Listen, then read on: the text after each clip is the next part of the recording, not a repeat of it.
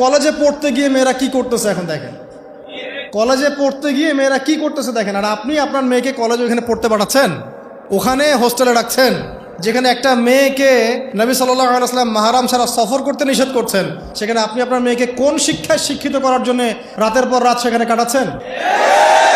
আর তারা নিজেরাই বলছে যে মেয়েদেরকে ফোর্সফুলি যৌন কাজে বাধ্য করা হচ্ছে।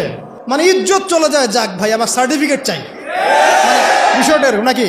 ইজ্জত যাক, কতজন আমার সাথে কি করে করুক, বাট আমার একটা সার্টিফিকেট চাই, একটা অনার্সের একটা মাস্টার্সের সার্টিফিকেট চাই। এটা দিয়ে আমি বিসিএস ক্যাডার হব, এটা দিয়ে আমি প্রাইমারি স্কুলের টিচার হব, এটা দিয়ে আমি জাতি গঠন করবো নাকি?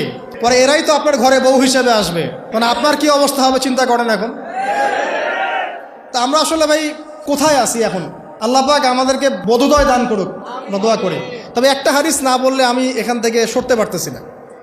এই কথাই নবী সাল্লাল্লাহু আলাইহি ওয়াসাল্লাম বলেছেন, হুবাহু এই কথাই।